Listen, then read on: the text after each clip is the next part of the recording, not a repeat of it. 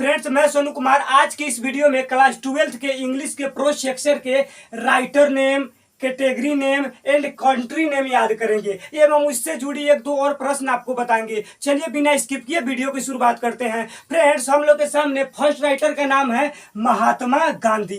Friends, इसके द्वारा जो लिखे गए चैप्टर है उनकी कैटेगरी क्या है? तो फ्रेंड्स, उसकी कैटेगरी एस्से है। फ्रेंड्स, एस्से का मतलब क्या होता है? तो फ्रेंड्स, हम आपको जानकारी के लिए बता दें कि एस्से का मतलब निबंध होता है। चलिए फ्रेंड्स, इसके कंट्री नेम के बारे में जानते हैं। तो फ्रेंड्स, आपको पता होगा कि महात्मा गांधी किस देश के रहने वाले थे? तो वो इंडिया के रहने वाले थे। तो फ्रेंड्स, मैं उम्मीद करता हूं कि आप लोग सारे पॉइंट को समझ गए होंगे। चलिए फ्रेंड्स, नेक्स्ट राइटर के बारे में जानते हैं। हम लोग के सामने नेक्स्ट राइटर है डॉक्टर जाकिर हुसैन। और इनकी कैटेगरी क्या है? तो इनकी कैटेगरी स्पीच है, यानी जो भारत इज माई होम है ना, वो स्पीच है। और इनकी कंट्री नेम क्या है? तो इनकी कंट्री नेम इंडियन है। फ्रेंड्स, आपको जानकारी के लिए बता दें कि डॉक्टर जाकिर हुसैन 1967 में भारत के प्रेसिडेंट बने, यानी राष्ट्रपति बने हुए थे। चलिए फ्रेंड्स, नेक्स्ट राइटर के बारे में जानते हैं। हम लोग के सामने नेक्स्ट राइटर है मनोहर मालगांवकर। फ्रेंड्स, इसके द्वारा जो लिखे गए चैप्टर है उनकी कैटेगरी क्या है, यानी श्रेणी क्या है? तो एक प्रकार की स्टोरी है, यानी कहानी है। फ्रेंड्स, वो किस देश के रहने वाले थे? तो ये इंडिया के रहने वाले थे। किस देश के रहने वाले थे? वो इंडिया के रहने वाले थे।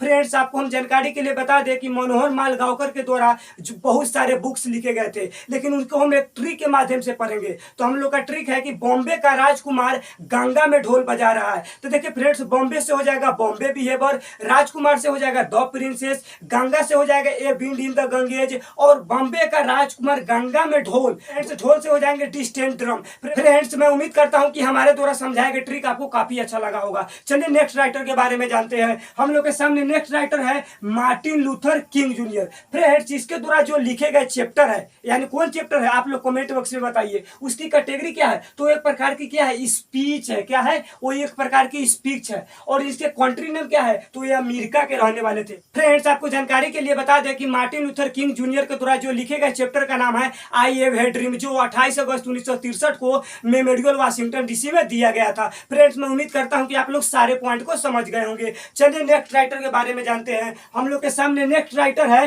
Burton Russell. क्या? हम लोग के सामने नेक्स्ट राइटर का नाम है बर्टन रसेल। और इनके द्वारा जो लिखे गए चैप्टर है उनकी कैटेगरी क्या है? तो उनकी कैटेगरी एस्से है, यानी निबंध है। और ये किस देश के रहने वाले थे? तो फ्रेंड्स, ये ब्रिटिश यानी ब्रिटेन के रहने वाले थे। कभी कभी इंग्लैंड भी दिया जाएगा, तो घबराने की कोई बात नहीं है।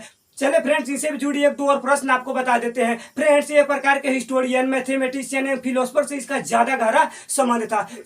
चलिए फ्रेंड्स, नेक्स्ट राइटर के बारे में जानते हैं। हम लोग के सामने नेक्स्ट राइटर है सिग्गा नोया। क्या? हम लोग के सामने नेक्स्ट राइटर है सिग्गा नोया। फ्रेंड्स, इसकी कैटेगरी क्या है? तो एक प्रकार की स्टोरी है, यानी कहानी है। और इनकी कंट्री नेम क्या है? तो ये जेपनीज है। फ्रेंड्स, ये द आर्टिस्ट के राइटर है। द आर्टिस्ट का जो कैरेक्टर का नाम है सेबी है, ठीक है। और जिन्हें गॉड्स काफी ज्यादा पसंद है। फ्रेंड्स, मैं उम्मीद करता हूं कि आप लोग समझ गए होंगे। चलिए नेक्स्ट राइटर के बारे में जानते हैं। हम लोग के सामने नेक्स्ट राइटर है जर्माइन ग्रीड, जो a child is born chapter को लिखे। फ्रेंड्स, इसकी कैटेगरी क्या है? तो इसकी कैटेगरी भी स्टोरी है, यानी ये भी कहानी है, ठीक है। और इनके कंट्री नेम का बात किया जाए तो ये भी ऑस्ट्रेलिया के रहने वाले थे। फ्रेंड्स, इसके बारे में एक दो और पॉइंट आपको बता देते हैं। जो जर्माइन ग्रीन के द्वारा लिखे गए चैप्टर है ना, ये चाइल्ड इज बोर्न, वो सेक्स एंड डेस्टिनी बुक से लिया गया है। फ्रेंड्स, मैं उम्मीद करता हूं कि आप लोग सारे पॉइंट को समझ गए होंगे। चलिए नेक्स्ट राइटर के बारे में जानते हैं। हम लोग के सामने नेक्स्ट राइटर है डोरोथी एल सेयर्स, ठीक है। क्या? हम लोग के सामने नेक्स्ट राइटर है डोरोथी एल सेयर्स। इसकी कैटेगरी क्या है? तो ये किसकी कैटेगरी है? एस से, ठीक है। और ये किस देश के रहने वाले थे? तो ये ब्रिटिश के रहने वाले थे, ठीक है। फ्रेंड्स, मैं उम्मीद करता हूं कि आप लोग इस पॉइंट को भी समझ गए होंगे। फ्रेंड्स, नेक्स्ट राइटर के बारे में जानते हैं। हम लोग के सामने नेक्स्ट राइटर है एची बेट्स। फ्रेंड्स, आपको जानकारी के लिए बता दें कि एची बेट्स के द्वारा लिखे गए चैप्टर का नाम द अर्थ है। फ्रेंड्स, इसकी कैटेगरी क्या है? द अर्थ की कैटेगरी क्या है? तो ये एक स्टोरी है, यानी कहानी है। और ये किस देश के रहने वाले थे? तो फ्रेंड्स, ये भी ब्रिटिश देश के रहने वाले थे। फ्रेंड्स, आपको जानकारी के लिए बता दें कि द अर्थ के कैरेक्टर का नाम बेंजी है। फ्रेंड्स, मैं उम्मीद करता हूं कि आप लोग समझ गए होंगे। चलिए फ्रेंड्स, नेक्स्ट राइटर के बारे में जानते हैं। हम लोग के सामने नेक्स्ट राइटर है पॉल बैक। फ्रेंड्स, इसके द्वारा जो लिखे गए चैप्टर है उसकी कैटेगरी क्या है? तो उसकी कैटेगरी एस्से है, यानी एक प्रकार का निबंध है। फ्रेंड्स, ये किस देश के रहने वाले थे? तो ये अमेरिका के रहने वाले थे। फ्रेंड्स, आपको जानकारी के लिए बता दें कि अमेरिका के रहने वाले थे और कुछ ही दिन के बाद ये जाकर चाइना में शिफ्ट हो गए। फ्रेंड्स, इनसे भी जुड़ी एक दो और प्रश्न आपको बता देते हैं जो एग्जाम में बार बार पूछा जाता है। फ्रेंड्स, इनकी एक फेमस बुक का नाम है कॉम माई ब्लूड। फ्रेंड्स, मैं उम्मीद करता हूं कि आप लोग सारे पॉइंट को समझ गए होंगे। चलिए नेक्स्ट राइटर के बारे में जानते हैं। हम लोग के सामने नेक्स्ट राइटर है एंटोन चेकोव। इसके द्वारा जो लिखे गए चैप्टर है, यानी इसको द्वारा जो भी चैप्टर लिखे गए हैं उसकी कैटेगरी क्या है, तो फ्रेंड्स वो ये स्टोरी है, यानी क्या है, वो कहानी है। और ये किस देश के रहने वाले थे, तो फ्रेंड्स ये रसिया के रहने वाले थे।